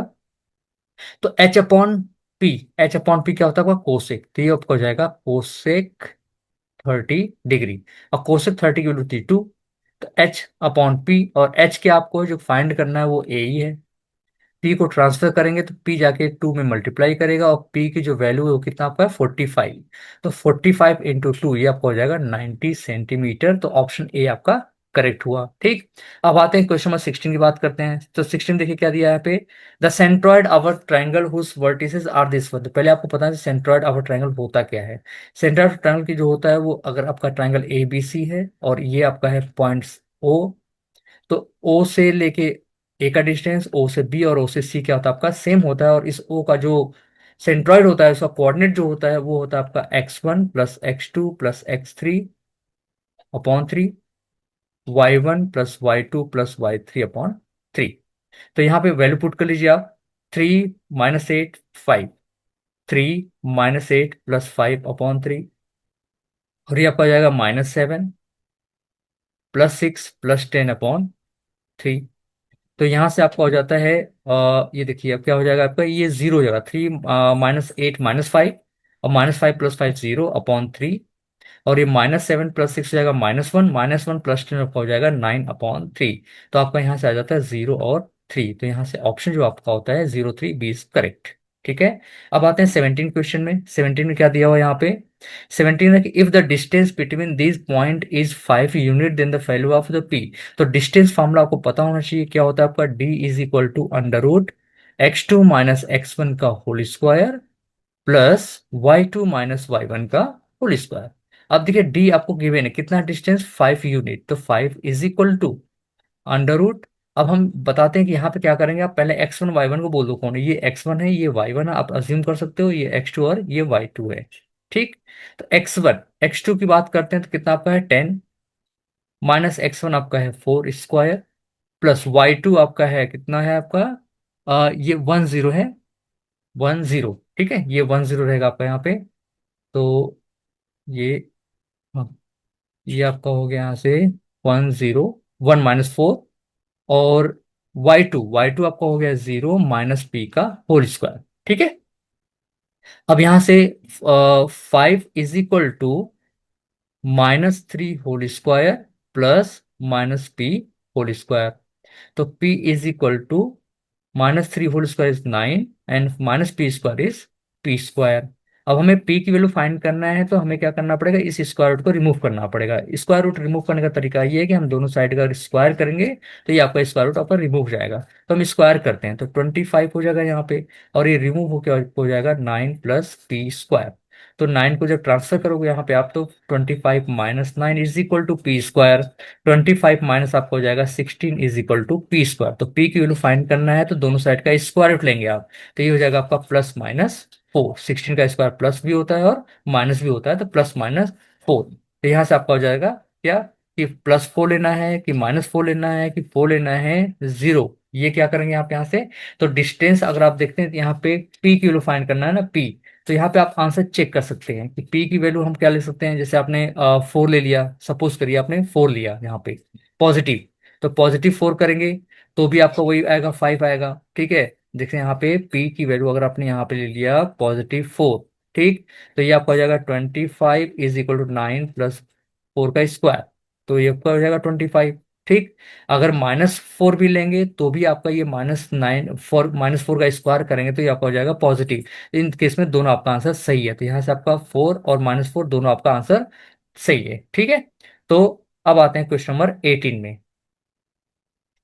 क्वेश्चन नंबर 18 आपका यहाँ पे कि देखिए 18 आपका दिया है कि if one root of the equation is reciprocal of other the value of K. तो आपको यहाँ पे दिया है कि एक रूट का दूसरे रूट का रेसिप्रोकल, मतलब कि अगर हम बोलते हैं if one root is alpha, then other root will be 1/अल्फा, क्योंकि रेसिप्रोकल का मतलब होता है उल्टा। ठीक है, तो ये अल्फा/1 है तो इसको हम बोलते हैं 1/अल्फा, जो कि हो जाएगा रेसिप्रोकल। ठीक है, तो अदर रूट क्या हो जाएगा आपका, रेसिप्रोकल। अब आपको किसकी वैल्यू फाइंड करना है, के की वैल्यू फाइंड करना है। तो हम यहाँ से पहले कंपेयर करते हैं कि ए बी और सी की वैल्यू क्या है। देखिए कंपेयर करेंगे तो ax² + bx + c = 0। तो याद रखना, जो x² के पहले जो नंबर होता है वही होता है a। तो यहाँ x के पहले जो क्या है आपका है a, 4। तो a हो जाएगा आपका 4। ठीक, अब b की बात करते हैं तो जो x का कोफिशिएंट होता है उसको हम लोग क्या बोलते हैं, b। तो यहाँ x का कोफिशिएंट कौन है आपका है b, और यहाँ पे आपका -2, तो b = आपका हो जाएगा -2। क्लियर है। इसके बाद बात करते हैं सी के लिए, तो सी जो कांस्टेंट वैल्यू जहां पे कोई वेरिएबल नहीं है, जैसे आपका k-4, ये आपका हो गया सी की वैल्यू। ठीक है, अब आपको किसकी वैल्यू फाइंड करना है, के की वैल्यू फाइंड करना है। के कहाँ पे है, सी में है। तो आपको पता होना चाहिए कि प्रोडक्ट ऑफ रूट्स में ही सी आता है। प्रोडक्ट ऑफ रूट्स क्या होता है आपका, c/a। तो प्रोडक्ट ऑफ रूट्स का मतलब कि अगर पहला अल्फा है और दूसरा क्या आपका 1/अल्फा है, = सी। सी आपका है k-4 और ये हो गया आपका 4। ठीक है, देखिए अल्फा अल्फा कैंसिल हुआ, 4 को आपने ट्रांसफर किया यहाँ पे, तो k-4, -4 को ट्रांसफर करेंगे तो 4 + 4 = k। तो k की वैल्यू कितना आपका आ गया, 8। तो आपका बी ऑप्शन यहाँ पे करेक्ट। ठीक है, ये था आपका क्वेश्चन नंबर 18। अब बात करते हैं क्वेश्चन नंबर 19 के लिए। क्वेश्चन नंबर 19 मैंने आपको बताया था कि ये आपका होता है असर्शन है, रीजनिंग क्वेश्चन। इसमें क्या होगा, पैराग्राफ गिवन होगा, पैराग्राफ गिवन के बिहाफ पे आपको क्वेश्चन को अटेम्प्ट करना है, उसका आंसर आपको बताना है। ठीक है, तो देखते हैं यहाँ पे, इसमें दिया कंडीशन दिया है। देखिए यहाँ पे पूरा इंस्ट्रक्शन दिया हुआ आपको, क्या दिया है, डायरेक्शन क्या है, each of the following question consist of two statement. ठीक है, direction assertion A and reasoning R. ठीक है, answer them by select the correct option. अगर ए को अगर सेलेक्ट करोगे कब, जब दोनों both assertion A and reasoning R true and assertion reason R is the correct explanation of the assertion. मतलब जो रीजन है वो स्टेटमेंट का करेक्ट एक्सप्लेनेशन, मतलब दोनों ट्रू है तो इस केस में ए ऑप्शन करेक्ट होगा। Both A and true, but reason जो है वो एक्सप्लेनेशन करेक्ट एक्सप्लेनेशन नहीं है। रीजन जो है वो जो असर्शन का है करेक्ट एक्सप्लेनेशन नहीं है, तो इसमें बी आपको करेक्ट करेंगे।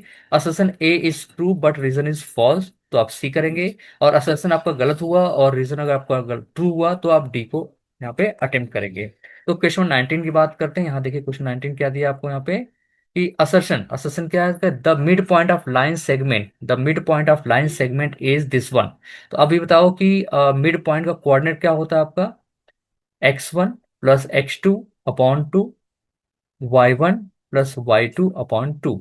ठीक है, अब देखिए मिड पॉइंट है कि नहीं है, x1 ये है, x2 ये है, तो 2 + 4/2, y1 -3 -3 + 5/2। तो इसको ऐड करिए आप, 2 + 4 हो जाएगा आपका 6/2, 5 - 3 आपका हो जाएगा 2/2। इसको आपने सॉल्व किया तो ये आपका 3 और 1, तो 3 1 क्या होगा, मिड पॉइंट, जो कि करेक्ट। रीजन क्या बोला, the mid point of formula, mid point formula आपका यही होता है जो हमने अभी यहाँ पे लिखा हुआ है, ये दोनों सेम है। तो आपका यहाँ पे ए ऑप्शन आपका करेक्ट होता है। ठीक है, ए इज करेक्ट। अब बात करते हैं बी के लिए। बी में आपको दिया है कि असर्शन दिया है कि is a terminating decimal fraction, तो मैं आपको बता दूंगी टर्मिनेटिंग एंड नॉन टर्मिनेटिंग में डिफरेंट कैसे आप बता सकते हो। इसके लिए मैं आपको डेसिमल एक्सपेंशन पहले बता देता हूँ। तो ये याद रखना कि आपका P/Q क्या होता है, आपका रेशनल फॉर्म होता है। ठीक है, ये रेशनल फॉर्म है। अगर Q की जो वैल्यू है वो, उसका फैक्टर फाइंड करेंगे, फैक्टर अगर 2 में आया या तो 5 में आया, अगर इन दोनों में है तो आपका वो हो जाएगा टर्मिनेटिंग। क्या हो जाएगा, टर्मिनेटिंग, मतलब 2 का फैक्टर हो या तो 5 का हो या दोनों का, इसके अलावा कोई और अगर नहीं होगा Q डिनोमिनेटर के पास में, तो उसको हम बोलते हैं टर्मिनेटिंग। क्या बोलते हैं, टर्मिनेटिंग। और बात करते हैं उसमें ये भी कभी भी पूछता है कि कितने पॉइंट पे टर्मिनेट करेगा। जैसे मैं एग्जांपल लेता हूं, सपोज आपका डिनोमिनेटर है 2 to the power 5 and 5 to the power 3, कुछ ऐसा दिया हुआ है, तो ये टर्मिनेट हो जाएगा। अब पूछता है कितने पॉइंट पे टर्मिनेट होगा, तो मैक्सिमम एक्सपोनेंट बस बताइए आप, ये है 5, तो 5 डेसिमल पॉइंट पे टर्मिनेट हो जाएगा ये। ठीक है, 5 डेसिमल पॉइंट पे टर्मिनेट हो जाएगा। अब ये 5 किसी का हो, मतलब 2 का हो या तो 5 का, जैसे एग्जांपल ले लो, सपोज 2 to the power 3 हो गया और 5 to the power 6 हो गया, तो मैक्सिमम एक्सपोनेंट कौन है, 6 है, तो इस 6 डेसिमल पॉइंट पे क्या हो जाएगा आपका, टर्मिनेट हो जाएगा। क्लियर है, टर्मिनेट का मतलब होता है रिमाइंडर 0। तो ये आपसे यही पूछा गया है कि 13/3125 is a terminating decimal fraction, terminating decimal fraction है कि नहीं, आपको ये बताना है। इसके लिए क्या करेंगे, आप पहले इसको फैक्टराइज करेंगे, किसको, 3125 का फैक्टराइज कर लीजिए, देखिए कितना आपको आता है। तो ये आपका है 3125 को फैक्टराइज करने के लिए प्राइम फैक्टराइजेशन मेथड से आप करेंगे। 3225, तो 5 से डिवाइड हो जाएगा, 5 6 × 30, 5 2 × 10, 5 5 × 25, ये 5 से 3 से हो जाएगा, 5 1 जा, 5 2 जा, 5 5 जा, ये 5 से हो जाएगा, 5 2 जा, 5 5 जा, ये 5 से फिर से हो जाएगा 5, और यहाँ पे हो जाएगा 5। तो ये जो आपका है, इसको हम बोल सकते हैं 13/5 टू द पावर कितना, 1 2 3 4 5, 5 टू द पावर 5 है। तो ये क्या आपका है, टर्मिनेटिंग डेसिमल है। क्या है आपका, टर्मिनेटिंग डेसिमल है। तो मैंने बताया था कि डिनोमिनेटर में या तो 2 का फैक्टर हो या तो 5 का हो, उसके अलावा कुछ और नहीं होना चाहिए। तो ये 5 का फैक्टर है तो टर्मिनेट हो गया। ठीक है, अब टर्मिनेट कितने पॉइंट पे टर्मिनेट करेगा, तो ये जो 5 दिखा रहा है ना आपको एक्सपोनेंट, ये इसी पॉइंट पे वो टर्मिनेट हो जाएगा। ठीक है, तो ये आपका हो गया, असर आपका ट्रू है। रीजन क्या है, इफ क्यू, क्यू क्या है आपका डिनोमिनेटर ना, P/Q, देखिए यहाँ पे बताया ना P/Q, Q, if Q is equal to the power m and 5 to the power n, where m and are the non negative integers, then P/Q is a terminating decimal fraction, ये भी आपका true है, तो इसके लिए भी आपका option correct है। ठीक है, तो यहाँ पे भी आपका ए ऑप्शन करेक्ट था और यहाँ पे भी ए ऑप्शन आपका करेक्ट था। तो याद रखिएगा कि स्टेटमेंट को और जो स्टेटमेंट दिया और जो रीजन दिया है, दोनों को अच्छे से रीड कीजिए, दोनों को देखिए, दोनों एक दूसरे से रिलेट हो रहे हैं कि नहीं हो रहे हैं। अगर रिलेट हो रहे हैं तब तो ठीक है, नहीं रिलेट हो रहे हैं तो कोई ट्रू होगा कोई फॉल्स होगा, ऐसा हो सकता है। उसके हिसाब से आप क्या करेंगे, क्वेश्चन को, जो option A B C D है उसको आप मतलब टिक करेंगे। ठीक है, ये था आपका एमसीक्यू क्वेश्चन जो कि आपका सेक्शन ए में था, जो कि 1 to 20 क्वेश्चन थे। आप देख सकते हैं कि इतना टाइम लगा होगा इसको सॉल्व करने में, एक्सप्लेन कर रहा हूँ तो आपको टाइम लगा है। अगर आप एक्सप्लेन तो करना नहीं है आपको एग्जाम में, तो आपको बस सॉल्व करना, उसमें कितना टाइम लगेगा आप उसको कैलकुलेट कर लीजिएगा। ठीक है, मैंने आपको 20 मिनट बोला था, तो 20 मिनट से कम टाइम भी लग सकता है। ठीक है, ये आपको पर डिपेंड कर सकता है। ठीक है, अब आते हैं हम लोग सेक्शन बी की तरफ बढ़ते हैं। सेक्शन बी क्या आपका है, जो कि 2 मार्कर क्वेश्चन है, और इसको मैंने जो टाइम दिया था वो देख लीजिए, कितना क्वेश्चन इसमें है, 5 क्वेश्चन है। 5 क्वेश्चन सॉल्व करने में हार्डली आपका 10 मिनट तो सफिशियंट है। चलिए हम 20 मिनट कर देते हैं, 15 मिनट करते हैं, बहुत अच्छा टाइम है। आप बहुत ज्यादा टाइम इसमें आप क्वेश्चन को आराम से अटेम्प्ट कर सकते हैं। अब आते हैं 21 क्वेश्चन देखते हैं। यहाँ पे दिया है कि M N are the positive integer such that m is equal to P² Q cube and R, and n is equal to P³ and Q², where P Q are the integers. ठीक है, ये आपके integers हैं।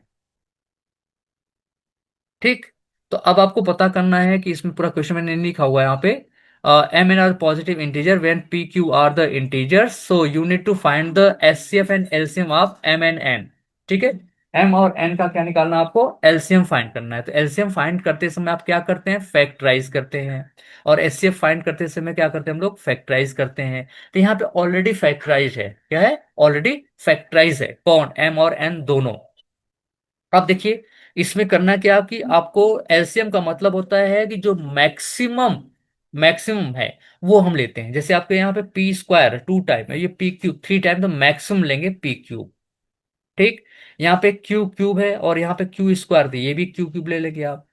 और जो बचा है are, ये भी आप काउंट करेंगे, तो ये आपका हो जाएगा एलसीएम। एलसीएम याद रखना, जो कॉमन होता है वो लेते हैं, बचा कुचा जो रहेगा वो भी हम साथ ले लेते हैं। ठीक है, तो उसको बोलते हैं एलसीएम। और एलसीएम हम लोग क्या करते हैं, जो कॉमन है वो लेते हैं, मतलब जो मिनिमम है। एलसीएम में मैक्सिमम यूज करेंगे आप, यहाँ पे मैक्सिमम। और यहाँ पे हम लोग क्या करते हैं, मिनिमम को लेते हैं। मिनिमम देखिए, यहाँ पे ये पी क्यूब है, यहाँ पे पी स्क्वायर, सबसे कम कौन है, पी स्क्वायर है, आपने पी स्क्वायर ले लिया। यहाँ पे क्यू क्यूब है और यहाँ पे क्यू स्क्वायर है, तो क्यू स्क्वायर ले लिया आपने। ठीक, लेकिन यहाँ पे आर नहीं है और यहाँ पे आर है, लेकिन आर को नहीं लेंगे क्योंकि दोनों में कॉमन होना जरूरी है। तो ये कॉमन तो पी स्क्वायर और क्यू स्क्वायर ही है, तो ये आपका हो गया एचसीएफ। ठीक है, अब आते हैं, इसमें ऑप्शनल क्वेश्चन है। जैसे मैंने बताया था कि सेक्शन बी में 2 ऑप्शन होंगे, सेक्शन सी में 2 ऑप्शन होंगे और सेक्शन डी में भी 2 ऑप्शनल क्वेश्चन होते हैं। ठीक है, ये इंस्ट्रक्शन आपको शुरू में दिया रहेगा। अब आते हैं क्वेश्चन नंबर 21 का ऑप्शनल क्वेश्चन देखते हैं। तो ऑप्शनल क्वेश्चन देखिए क्या है आपका यहाँ पे। ऑप्शन दिया है कि if the HCF of 65 and 170 is expressible in the form of 65 M minus 117।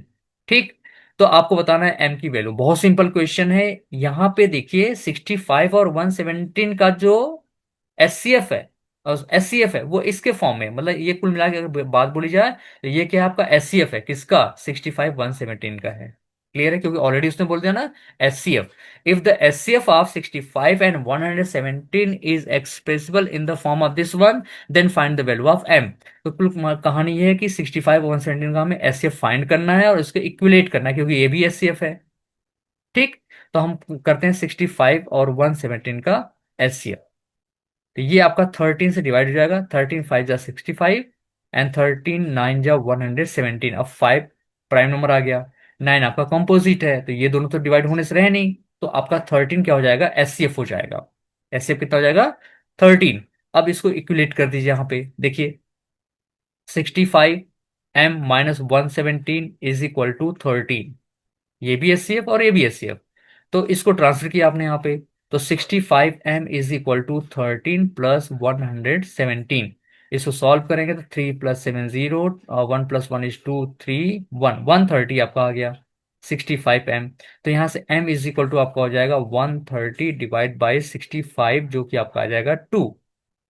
ठीक, तो m की वैल्यू यहाँ पे क्या होगी आपकी, 2। 2 इज द करेक्ट आंसर। कितना टाइम लगा सॉल्व करने में, ठीक है, तो आप भी आराम से कर सकते हैं। नेक्स्ट क्वेश्चन आपका 22। 22 क्या आपका, if the square of the difference of the zeros of the quadratic polynomial. तो मतलब कि इसके जो जीरोस हैं उसका डिफरेंस का स्क्वायर। ठीक है, the square of the difference, मतलब कि अगर मान लो कि पहला जीरो आपका है अल्फा है, दूसरा जीरो क्या आपका बीटा है, तो इसका अल्फा माइनस बीटा का जो स्क्वायर है वो कितना आपका है, 144। ठीक, तो यहां से अगर हम लोग ब्रैकेट स्प्लिट करेंगे तो आपका हो जाता है alpha square plus beta square minus 2 alpha beta is equal to 144। ठीक है, तो यहां से अल्फा इंटू बीटा फाइंड करना है, तो मतलब कि हम बोल सकते हैं कि अल्फा इंटू बीटा क्या होगा आपका, सी अपॉन ए। सी आपका 45 है और ए आपका 1 है, तो अल्फा बीटा आपका हो गया 45। सम ऑफ जीरोस आपका होता है माइनस बी अपॉन ए, तो माइनस पी हुआ, और ए आपका 1 है, तो अल्फा प्लस बीटा हो गया आपका माइनस पी। तो हमें तो अल्फा बीटा की वैल्यू पता है, लेकिन alpha square plus beta square value पता नहीं है, तो वो कैसे फाइंड करेंगे। उसके लिए आपको पता है कि अल्फा प्लस बीटा का स्क्वायर को हम लिख सकते हैं क्या, alpha square plus beta square minus 2 alpha plus 2 alpha beta. ठीक, अब यहां से आपको alpha square plus beta square find करना है, तो इसको इधर ट्रांसफर करना पड़ेगा, तो क्या हो जाएगा आपका, अल्फा प्लस बीटा का whole square minus 2 alpha beta. ठीक है, तो इसको रिप्लेस यहाँ से कर सकते हैं, alpha square plus beta square क्या बोल सकते हैं आप, अल्फा प्लस बीटा का whole square minus 2 alpha beta और ये -2 अल्फा बीटा ऑलरेडी है, इज इक्वल टू 144। तो अल्फा प्लस बीटा का स्क्वायर मतलब अल्फा प्लस बीटा की वैल्यू आप पुट कर सकते हैं यहाँ पे। अल्फा प्लस बीटा कितना आपका है, -p, तो -p का square -4 alpha beta is equal to 144। तो ये हो जाएगा आपका P square -4 into alpha beta, कितना आपका है, अल्फा इंटू बीटा आपका है 45। तो 45 इज इक्वल टू 144। ये हो जाएगा पी स्क्वायर माइनस, इसको मल्टीप्लाई करेंगे, 4 5 ज़ा 20, 4 4 ज़ा 16, 2 18, 180 इज इक्वल टू 144। अब पी स्क्वायर आपका हो जाता है 144, इसको ट्रांसफर करेंगे तो ये माइनस आपका प्लस में कन्वर्ट हो जाएगा 180। तो ये आपका हो जाएगा 4 + 0 इज 4, 8 + 4 इज 12 एंड 2 1 3 324। ठीक। तो यहाँ से पी स्क्वायर आपका हो गया 324। तो पी की वैल्यू हो जाएगा 324 का स्क्वायर रूट आपका होता है +-18। तो पी की वैल्यू आपका हो गया +-18। तो ये था आपका क्वेश्चन नंबर 22। अब आते हैं 22 का ऑप्शनल क्वेश्चन देखते हैं। ऑप्शनल यहाँ पे क्या दिया हुआ है कि ऑप्शन में आपको दिया है कि find the value of K such that the quadratic polynomial has sum of the zero is half of the their product. मतलब इसका कंडीशन क्या, देखिए कंडीशन क्या दिया है, the sum of the zero, मतलब सम ऑफ जीरो अगर आपका अल्फा और बीटा से जीरो है, इसका सम जो हो जाएगा इज का मतलब हुआ इक्वल, हाफ का मतलब 1/2, product means alpha into beta के बराबर है। ये है आपका, ठीक है। कंडीशन को देखना है, जो सिचुएशन देगा देगा उसके हिसाब से आपको उसको जनरेट करना है इक्वेशन फॉर्म में। तो यहाँ पे आपको रिलेट किया किससे किया, आपका सम ऑफ द जीरोस, जीरोस का जो सम है अल्फा प्लस बीटा सम होता है आपका। इस का मतलब होता है इक्वल साइन, जहां पर वर्ग मिला उसको इक्वल साइन लगाइए आप, यहाँ पे इक्वल साइन आपका लग गया। हाफ, हाफ का मतलब 1/2, प्रोडक्ट मतलब होता है अल्फा इंटू बीटा। तो यहाँ से अल्फा प्लस बीटा पहले फाइंड कीजिए आप, इसको कंपेयर करेंगे पहले आप।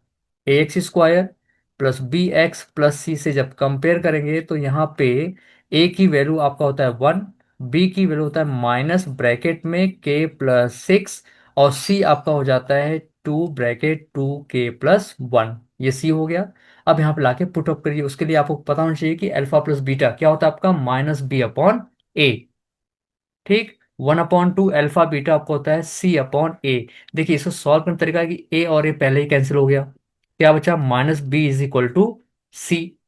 अब माइनस बी की बात करते हैं तो बी ऑलरेडी माइनस यहाँ है, ये माइनस, तो ये माइनस से अब यहाँ पे देखो माइनस, ये वाला माइनस है, और बी की वैल्यू माइनस ऑलरेडी है, -k+6 ब्रैकेट क्लोज, सी आपका है 2 ब्रैकेट 2k+1। अब देखिए ये माइनस इस माइनस क्या करेगा, माइनस कर देगा और प्लस कर देगा, तो आपका हो जाएगा k+6 is equal to, two का मल्टीप्लाई कीजिए, 2 × 2 = 4k+2। अब क्या करना है, के को इधर ट्रांसफर कीजिए, टू को इधर ट्रांसफर कर लीजिए आप, तो हो जाएगा 6 - 2 is equal to 4k - k। तो ये आपका 3k, और 6 - 2 आपका होता है 4। तो 4/3 की वैल्यू जो है वो के की वैल्यू आपका आ गया 4/3। तो मेन आपका था ये, जो उसने बोला था कि सम ऑफ जीरोस जो है, ये लिखा ना, sum of zeros is half of the product. तो sum of zeros half of the product. तो आपने अल्फा प्लस बीटा फाइंड किया और अल्फा इंटू बीटा फाइंड किया है, बस पुट किया, तो अल्फा प्लस बीटा आपका होता है -b/a इज इक्वल 1/2 c/a। तो a और a कैंसिल हुआ, -b = c। अब -b की वैल्यू आपने यहाँ पे पुट किया हुआ, तो माइनस ऑलरेडी है, ये वाला माइनस, ये माइनस को कॉपी किया आपने। अब b की वैल्यू आपका ये है, क्या है, -k+6 is equal to c आपका है 2 ब्रैकेट 2k+1। यहाँ आपने पुट किया, अब इसको सिंप्लीफाई किया, तो सिंप्लीफाई करने का तरीका है कि ये माइनस और ये माइनस बन के हो जाएगा प्लस, तो k+6 हो गया इज इक्वल टू 2 × 2 = 4k+2। अब 4k और k+6 4k+2 है, तो k फाइंड करना, तो k को एक साइड भेजते हैं, मतलब हम लोग भेजते हैं राइट हैंड साइड। क्यों, ये 4k बड़ा है और यहाँ पे k का कोफिशिएंट 1 है, इसलिए हमने इसको इधर ट्रांसफर किया है।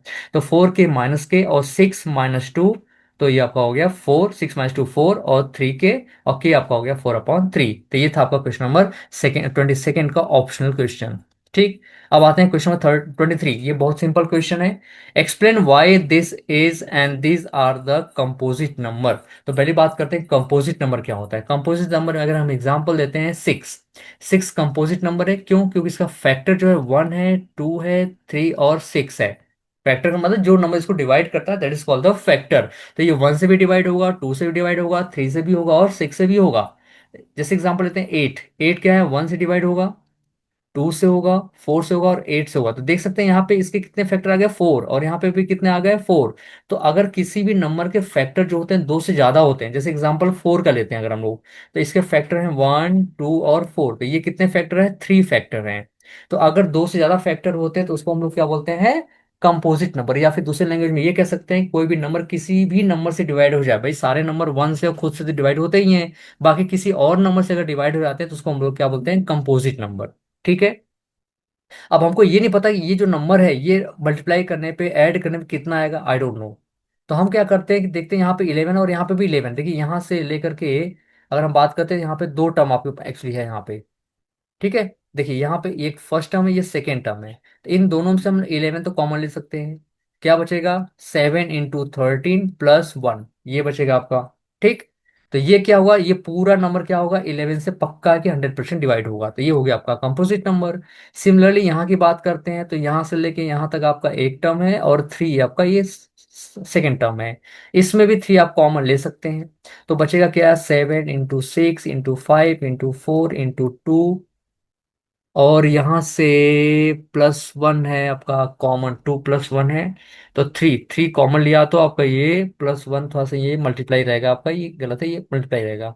मल्टीप्लाई 1 और +1, तो ये पूरा नंबर किससे हुआ, थ्री से डिवाइड हो गया। ठीक है। क्या हो गया, थ्री से डिवाइड हो गया, तो इसलिए इसका नाम होता है कंपोजिट नंबर। ये आपका प्रूफ हो गया। ठीक। अब आते हैं क्वेश्चन नंबर 23 का। ऑप्शनल है ये क्वेश्चन, देखिए क्या है। 23 का ऑप्शनल है।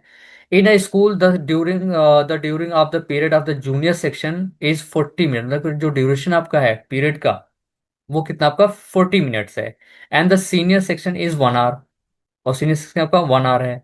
If the first bell of each section ring at, मतलब कहने का मतलब है कि सपोज कि जूनियर सेक्शन की बात करते हैं, इस क्वेश्चन समझिए आप। जूनियर सेक्शन सपोज आपका 8 AM पे मॉर्निंग में स्टार्ट हुआ, इनकी नेक्स्ट बेल जो होगी वो 8:40 पे होगी।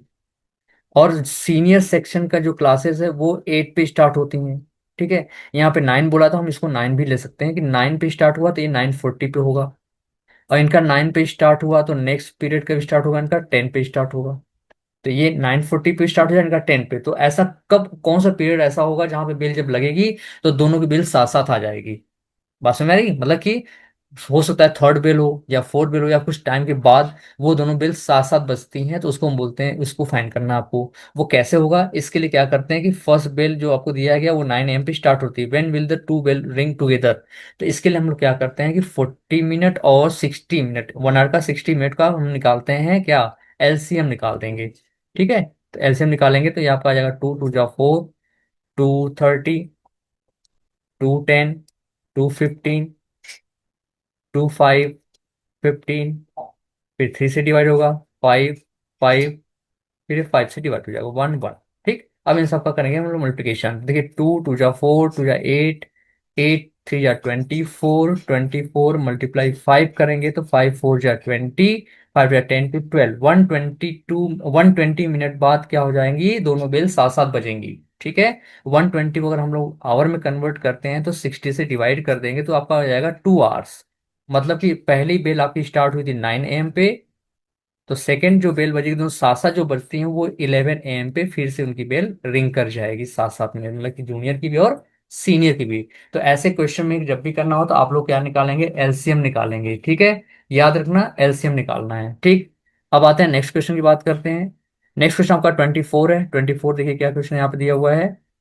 24 दिया है कि एक फिगर दिया आपको यहाँ पे। देखिए, फिगर आपका है ABC, it is a rectangle, find the value of X and Y. ठीक है। ये क्वेश्चन आपका पूछा गया सीबीएसई बोर्ड 2018 में। तो इसमें आपको दिया हुआ है कि रेक्टेंगल है, कौन है, एबीसीडी रेक्टेंगल। तो रेक्टेंगल की प्रॉपर्टी क्या होती है कि अपोजिट साइड्स क्या होते हैं आपके, इक्वल होते हैं। तो x + y क्या हो जाएगा आपका, 30। ये हो गया 1। यहाँ पे x - y क्या हो जाएगा आपका, 14। रीजन आपको पता है क्योंकि यहाँ पे लिखोगे reason, opposite sides of a rectangle are equal. ये क्या होते हैं, इक्वल होते हैं। इसको एलिमिनेट कर दीजिए आप, ये देखिए कैंसिल हुआ, एक्स एक्स हो जाएगा 2x, ये हो जाएगा आपका 44, 0 + 4, 3 1 + 4, एक्स आपका हो जाएगा 22। तो 22 हो गया आपका एक्स की वैल्यू। अब क्या करना है, एक्स को लाके आप वन में या टू में कहीं पुटअप कर लीजिए। जैसे हमने वन में पुटअप किया, X plus Y is equal to 30 है, तो यहाँ पे एक्स की वैल्यू का हो गया 22 plus Y is equal to 30। तो y इज इक्वल टू हो जाएगा 30 माइनस 22, हो गया आपका 8। तो y की वैल्यू हो गया आपका 8 और x का वैल्यू हो गया आपका 22। ये था आपका क्वेश्चन नंबर 24, जो कि लास्ट क्वेश्चन था आपका सेक्शन बी का। अब आते हैं सेक्शन सी में। सेक्शन सी का क्वेश्चन नंबर 26। ये आपको बताना चाहूंगा, सेक्शन सी आपके 3 मार्कर क्वेश्चन है। तो क्वेश्चन को अच्छे से समझेंगे आप लोग, तभी सॉल्व हो पाएगा। तो क्वेश्चन क्या आपका है, the sum of 4 consecutive number in AP is 32। तो जब भी आपको 4 कॉन्जिक्यूटिव बोलेगा तो आपको जो अज्यूम करना है 4, वो क्या अज्यूम करना है वो मैं आपको बताने जा रहा हूं। तो यहाँ पे आप अज्यूम करोगे, let 4 consecutive terms are a-3d, a-d, a+d and a+3d। ठीक है, इसको अज्यूम करोगे आप। इसको अज्यूम करने के बाद अब इसमें बोला गया है कि इनका जो सम है वो 32 है, तो इसको ऐड कर लीजिए आप। a-3d plus a-d plus a+d plus a+3d is equal to 32। अब देखिए 3d पॉजिटिव है, negative negative and positive will be cancel. यहाँ से आपका बचेगा 4a is equal to 32। So a आपका हो जाएगा 8, तो a की वैल्यू हो गया आपका 8। अब सेकेंड कंडीशन दे रहा है कि इसके जो मिडिल टर्म है उनका product, product of the middle first and the last, the product of two middle term is 7:15। मतलब पहला आपका जो टर्म है वो a-3d है, और लास्ट आपका है a+3d। इनका जो प्रोडक्ट है, और मिडिल में आपका है a-d और a+d, इनके प्रोडक्ट का जो रेशियो है वो है आपका 7/15। अब इसको सिंप्लीफाई करेंगे तो a-b a+b की आइडेंटिटी यहाँ पे अप्लाई हो जाएगी, तो हो जाएगा a² - 9d² अपॉन यहाँ पे आपका हो जाएगा a² - d²। ठीक, ये आपका है 7/15। अब करेंगे यहाँ पे क्रॉस मल्टीप्लीकेशन। क्रॉस मल्टीप्लीकेशन करेंगे तो आपको देखिए क्या यहाँ से आता है आपका, तो ये क्रॉस मल्टीप्लाई करेंगे तो आपका आएगा यहाँ से, हाँ, 15 का a² मल्टीप्लीकेशन किया तो आपका आ गया 15a² minus 135d² is equal to 7a² -7d²। अब 7a² को लेके जाएंगे लेफ्ट, और 135d² को लेके जाएंगे राइट। तो 15a² -7a² is equal to -7d² plus 135d²। यहाँ से आपका हो जाएगा 8a² इज इक्वल टू, इसको माइनस करेंगे तो 15 - 7 आपका होता है 28, 128d²। ठीक, तो ये आपका हो गया। अब यहाँ से 8 को ट्रांसफर करिए यहाँ पे, तो a² आपका हो जाएगा 128 डिवाइड बाई 8d²। तो यहाँ से a² आपका हो जाता है 16d²। ठीक, तो a आपका हो जाता है 4d। कितना हो गया, 4d। दोनों साइड का स्क्वायर रूट ऑफ फाइंड कर लेंगे। अब देखिए यहाँ पे आपने ऑलरेडी ए की वैल्यू फाइंड कर लिया जो कि है 8। ए इज इक्वल टू 4d, तो यहाँ से आपका डी हो जाता है 2। तो डी हो गया आपका 2। अब आपका फर्स्ट टर्म जो है वो है आपका a-3d, यहाँ पुट कर लीजिए आप। ए की वैल्यू आपने फाइंड किया है 8 - 3 × 2, तो ये आपका हो जाएगा 8 - 6 इज इक्वल टू 2। ये आपका आ गया फर्स्ट टर्म। सेकेंड आपका है a-d, और a है आपका 8 - d आपने फाइंड किया अभी 2, तो ये आपका हो जाएगा 6। तो सेकेंड आपका हो गया 6। थर्ड आपका है a+d। अब a की वैल्यू आपने 8 है, +2 किया तो आपका आ गया 10, ये आ गया थर्ड इज 10। फोर्थ की बात करते हैं तो ये आपका फोर्थ है आपका a+3d। अब a की वैल्यू आपने फाइंड किया 8 + 3 × d को बोलते हैं, कितना आपका दिया है 2। 2 आपने फाइंड कर लिया, तो 8 + 6 हो जाएगा आपका 14। तो देख लीजिए आपका ये एपी में है कि नहीं है। 2 + 4 = 6, 6 + 4 = 10, 10 + 4 = 15। तो ये आपका हो गया एपी। ठीक है, तो ये था आपका इसका आंसर। तो क्वेश्चन में क्या था, आपकी क्वेश्चन को आपको समझना था, क्वेश्चन को समझ के जो जैसे बोल रहा था वैसे अप्लाई करके हम लोग इक्वेशन को बना लेते हैं। इक्वेशन बन जाएगा तो आपका क्वेश्चन सॉल्व हो जाएगा, जैसा कि यहाँ पे हुआ है। अब आते हैं ऑप्शनल क्वेश्चन। ऑप्शनल क्या है आपका यहाँ पे, कि दिया कि how many terms of AP be taken so that the their sum is zero. तो ये आपसे पूछा गया कि ऐसे कितने नंबर ऑफ टर्म्स आपको इस एपी में लेना पड़ेगा जिसका सम करने पे आपका जीरो आएगा। तो हम बोलते हैं let the number of terms is N. आपने एन ले लिया। फॉर्मूला आपका होता है S N is equal to N upon two, two A plus N minus one into D. अब यहाँ पे एस एन की वैल्यू दिया आपके कितना है, जीरो लिया है आपने, जीरो बोला गया है। एन की वैल्यू आपको फाइंड करना है। टू ए है आपका यहाँ से 18 प्लस एन तो आपको फाइंड करना है। डी डी कैसे निकलेगा, 16 माइनस 18 जो कि आपका आएगा -2। ठीक। अब टू जाके यहाँ जीरो मल्टीप्लाई करके ये भी आपको हो जाएगा जीरो। एन ब्रैकेट 18 टू जा 36 प्लस -2 का मल्टीप्लाई करेंगे -1 में तो आपका हो जाएगा +2, और -2 का मल्टीप्लाई एन में करेंगे तो आपका हो जाएगा -n। ठीक। तो यहाँ से n हो जाएगा आपका 36 प्लस 2 इज 38 -2n। ठीक। अब इस n को भी उधर भेज सकते हैं आप। तो n जाके यहाँ पे डिवाइड हो जाएगा, 0/n हो जाएगा। तो आपका यहाँ बचेगा 38 -2n। जीरो में n का डिवाइड करेंगे तो ये जीरो आ गया आपका, 38 -2n। -2n को लेफ्ट हैंड साइड ट्रांसफर करेंगे तो प्लस हो जाएगा 2n 38।